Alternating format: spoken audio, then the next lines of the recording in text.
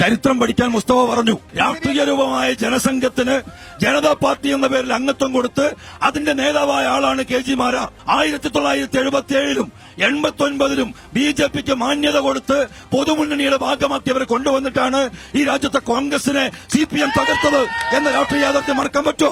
ഇനി ഒരു കാര്യം കൂടി, ഇവിടെ ഇപ്പോ നമുക്കറിയാം ലാവ്ലിൻ കേസ് മാറ്റിവെച്ചത് പറഞ്ഞു. അത് മാത്രമല്ല, ED കയറാത്ത ഒരൊറ്റ മുഖ്യമന്ത്രി പ്രതിപക്ഷ മുഖ്യമന്ത്രി പിണറായി വിജയൻ മാത്രമാണ്. തീർന്നില്ല. രാഷ്ട്രപതിക്ക് ഗവർണർ മടക്കിയ ഒരുപാട് ബില്ലുകൾ രാഷ്ട്രപതിക്ക് അയച്ചപ്പോ പിണറായിയെ ബാധിക്കുന്ന ലോകായുക്ത ബില്ലിൽ മാത്രം രാഷ്ട്രപതി ഒപ്പുവെച്ചു, ബാക്കിയുള്ളവ മടക്കി. ഇത് പിണറായിയും മോഡിയും തമ്മിലുള്ള ഡീലാണ്. ആ ഡീലിന്റെ ഭാഗമായി രക്തസാക്ഷിയായിരിക്കുന്നു ശ്രീകാന്ത്. അശ്വിനി എന്ന് പറയുന്ന ദുർബലയായ സ്ഥാനാർത്ഥിയെ നിർത്തി തൃശൂരും കാസർഗോഡും തമ്മിൽ ഡീൽ നടക്കുന്നു. ശ്രീകാന്ത് രക്തസാക്ഷിയായിരിക്കുന്നു. അനൗൺസ്മെന്റിന് പോകാറുണ്ടോ? പ്രസംഗത്തിൽ